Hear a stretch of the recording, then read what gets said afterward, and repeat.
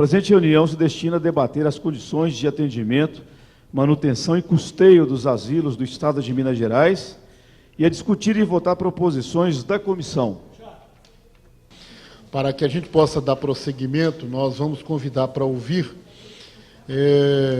o convidado Elaine Clemente, presidente do Sindicato das Instituições Beneficente Religiosa e Filantrópica de Minas Gerais. Boa tarde a todos. Gostaria de parabenizar essa casa por essa iniciativa de discutir um assunto que é premente. A gente precisa realmente criar agendas aí no Estado, no país inteiro, para poder discutir esse atendimento. Eu cumprimento aí o deputado Wander e o deputado Celinho.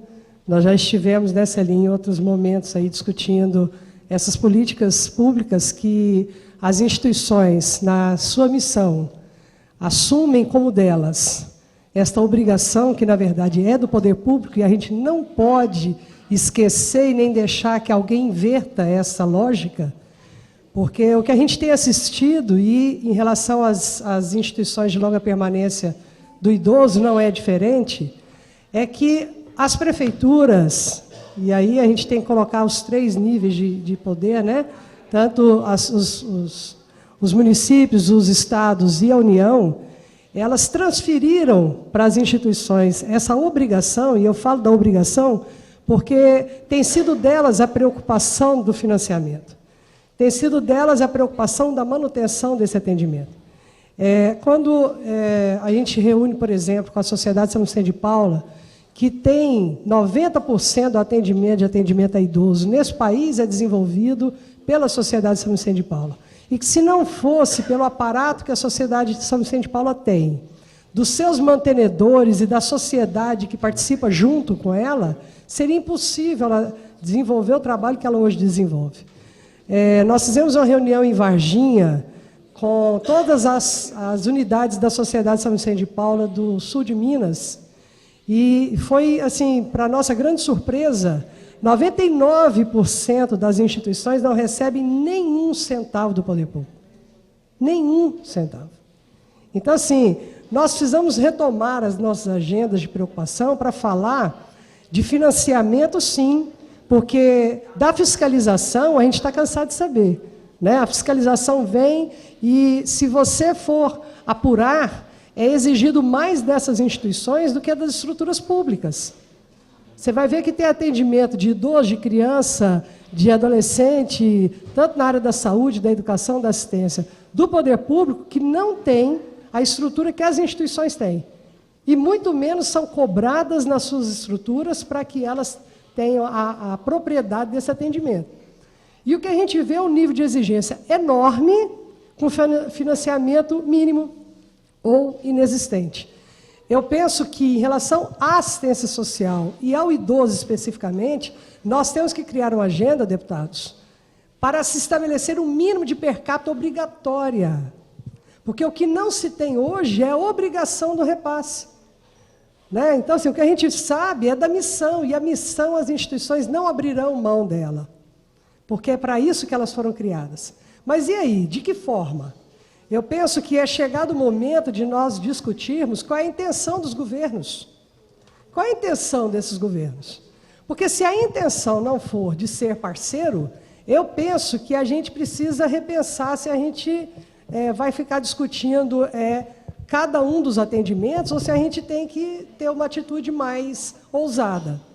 O deputado citou bem a lei da 13.019, que está aí para entrar em vigência o mês que vem. Eu quero dizer o seguinte: ou a gente coloca esse assunto na pauta, e que não pode ser numa discussão dessa aqui, tem que ser uma discussão muito maior, no plenário da Assembleia.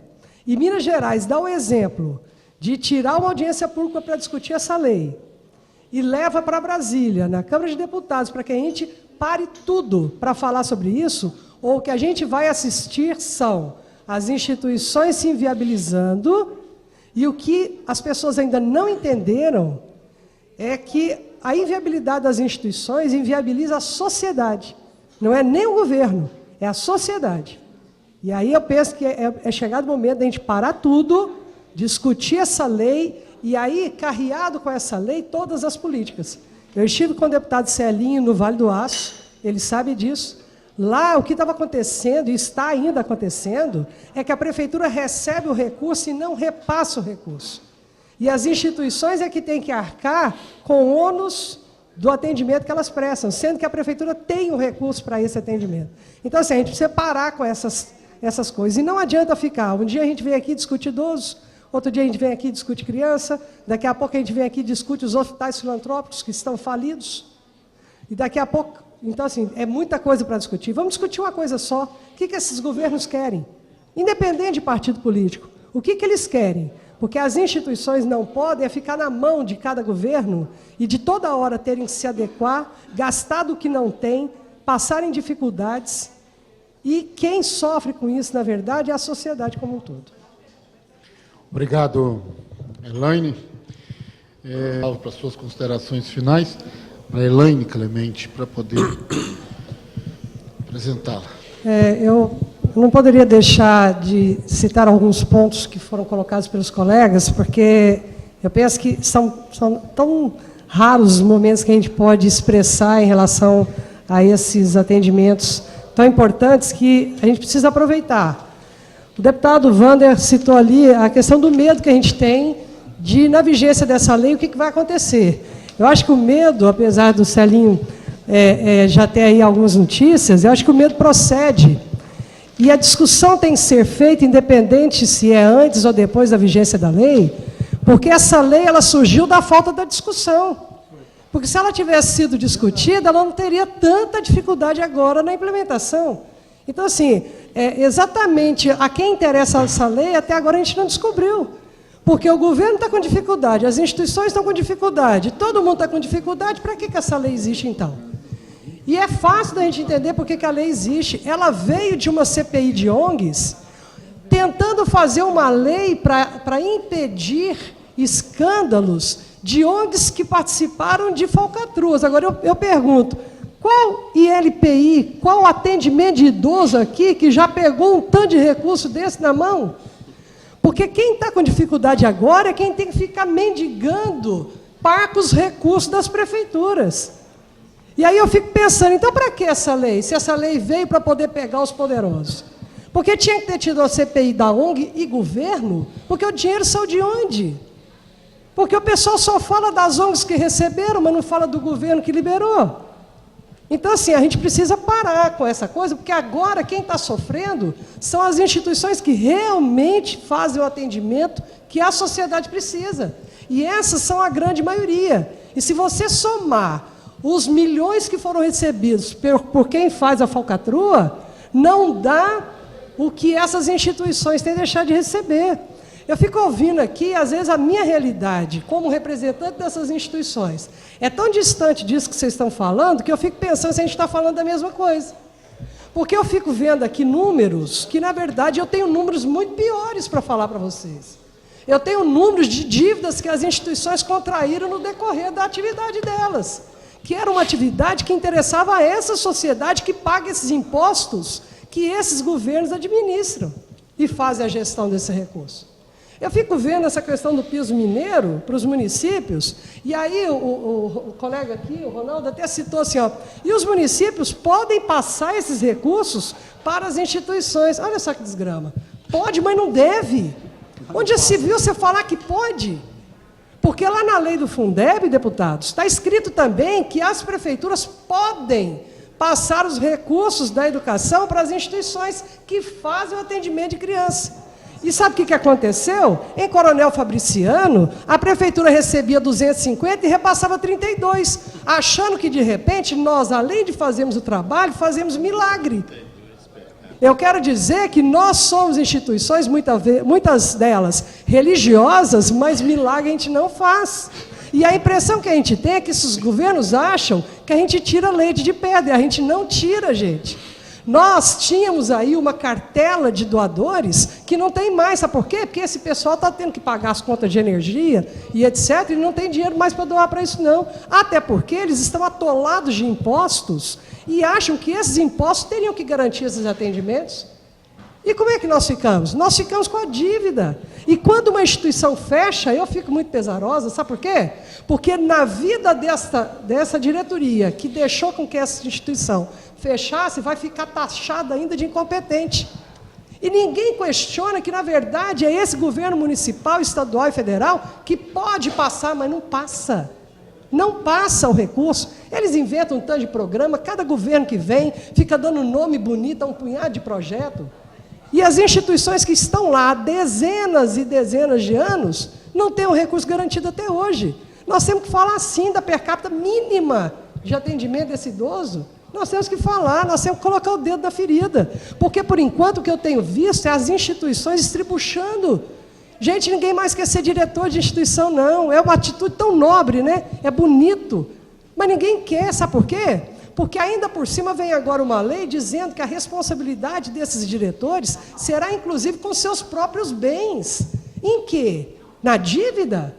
Porque fica parecendo que nós agora estamos desbaldados em dinheiro, e aí então tem que vir uma lei para disciplinar, porque senão a gente fica, né, todo mundo rico aí, que rico. De que nós estamos falando? De quem nós estamos falando? Nós temos que falar sobre isso. E aí eu fiquei aqui também, pensando, o Ronaldo, gente, vocês desculpam, não tem, né? O Ronaldo é aqui um companheiro, eu também sou servidora pública, estou nesse movimento faz muito tempo, mas assim, ele citou alguns termos que eu preciso aproveitar, sabe por quê? Porque a palavra tem poder. A palavra tem poder, e aqui nessa casa principalmente. A gente vê lá o pessoal na tribuna, e a gente percebe que a palavra, mais do que nunca, aqui tem poder. E aí eu fico pensando, quando a gente fala assim, ó, porque a contribuição dos municípios, contribuição de município para instituição, quem contribui com quem? Essas instituições estão contribuindo com esses municípios. Porque enquanto eles estão deitados em berço esplêndido, pensando com o que eles vão gastar o dinheiro, nós estamos lá com atendimento sendo prestado e com as dívidas nos incomodando. Empregado de instituição não tem crédito. O comércio não quer vender para nós não, deputados. Não quer, sabe por quê? Porque, primeiro, a gente não tem dinheiro. Segundo, o nosso salário não vale nada. Terceiro, o município que, quando resolve repassar, não tem data. Ele pode repassar dia 5, dia 10, dia 15, dia 20, não tem problema. Por quê? Porque quem tem obrigação é a instituição? Não, aqui, vamos inverter essa coisa. Quem tem a obrigação desse serviço é o município, é o Estado, é a União. Nós nos apresentamos como parceiros, e como parceiros deveríamos ser tratados. Porque quando a gente pensa que o Estado vai agora colaborar conosco, e, gente, quem colabora, colabora quando quer, como quer, quanto quer. Né? Então, assim, a gente precisa colocar essas coisas em pauta. Uma outra coisa que eu gostaria de falar também, esse programa Conta com a Gente, se ele é bom, por que ele já não é automático para todo mundo que presta esse serviço? Por que tem que ficar naquela coisa de que é que eu tenho que cumprir? Tudo a gente tem que cumprir, é um tanto de exigência para cumprir, eu não entendo, é porque eu estou pagando um serviço que, na verdade, eu utilizo para um serviço que quem deveria fazer é o Estado. Então, assim, né? Aí eu tenho que ficar brigando com o prefeito para ele me dar uma imunidade que eu deveria gozar em todos os sentidos, de um IPTU para um serviço que quem tem obrigação é ele. Então, assim, eu me apresento como parceiro e tenho que ficar lá mendigando aqui, né, o meu IPTU aqui, a minha conta de energia aqui, minha conta de água. Não, gente, para. Ou nós somos parceiros ou nós não somos ninguém. Uma outra coisa também que eu quero, até pensando num dado que o Ronaldo falou, é do número de instituições que estão participando do cadastro de entidades. Sabe o que eu acho que acontece? É uma desconfiança. Será que esse pessoal está querendo que eu cadastre para quê? Porque coisa boa não vem. Então, assim, a gente já fica até com medo de participar desse cadastro, porque se eu colocar lá que eu atendo 50, o que é que vai vir de ônus para cima de mim?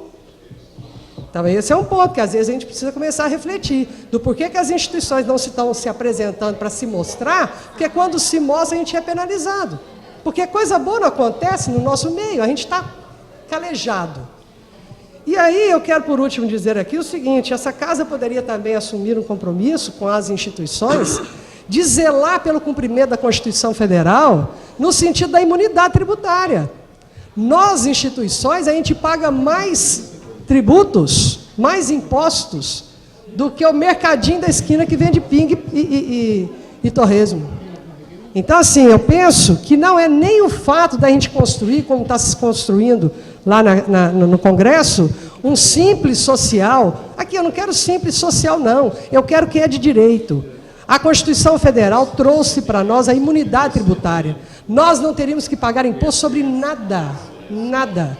E ao invés de a gente gozar da imunidade, que já está estabelecida no artigo 150 da Constituição, a gente está mendigando isenção de impostos, que cada vez mais nos traz obrigações para que a gente possa usufruir. Então, eu penso que é chegado o momento do basta. Ou então nós vamos discutir idoso hoje, criança amanhã, deficiente depois, drogadito acolá, e cada hora vai ser uma pauta. Vamos tratar essas instituições como as parceiras que elas sempre mostraram que são. Vamos tirar do ombro dessas instituições a obrigação e vamos fazer voltar a missão com alegria, né? A missão, os parceiros do poder público na execução da política, que é de obrigação do poder público, poderá perfeitamente ser estabelecida na execução conosco a partir do momento que a gente seja tratado como parceiro e não como aquele que vai ter que assumir o ônus, porque o bônus o governo sempre se dá conta e sempre apropria. Obrigado, Elaine.